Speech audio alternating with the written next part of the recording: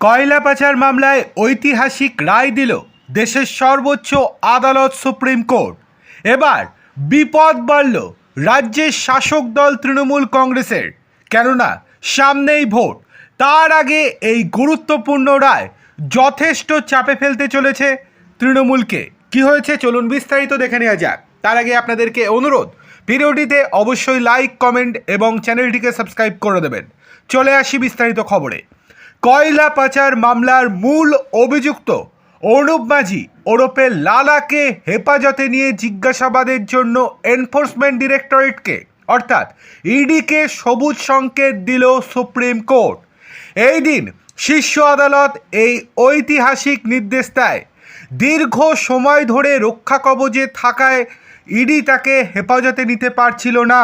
তবে আদালতের এই ছাড়পত্র তদন্তে নতুন গতি আনবে বলে মনে করছে রাজনৈতিক মহল, কেননা সামনেই বাংলার বিধানসভা নির্বাচন। তার আগে যদি তাকে হেফাজতে নিয়ে জিজ্ঞাসাবাদ করতে পারে ইডি, তাহলে ভোটের আগে তাবড় তাবড় নেতা মন্ত্রীরা গ্রেপ্তার হবেন বলে মনে করছে রাজনৈতিক মহল। অভিযোগ রয়েছে ইসিএল, সিআইএসএফ এবং রেলের একাংশের মদতে অবৈধভাবে কয়লা পাচার চক্র চালাতেন লালা।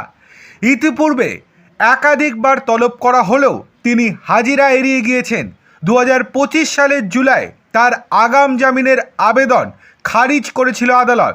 এছাড়া আসানসোল আদালত তার সম্পত্তি বাজেয়াপ্ত করার নির্দেশ দিয়ে আত্মসমর্পণের নোটিশও জারি করেছিল। সিবিআইয়ের দাবি অনুযায়ী বিনয় মিশ্র এবং জয়দেব মণ্ডলের মতো ব্যক্তিদের সঙ্গে যোগ সাজেশে কোটি কোটি টাকার এই পাচার চক্রে প্রভাবশালী নেতা মন্ত্রীরাও জড়িত।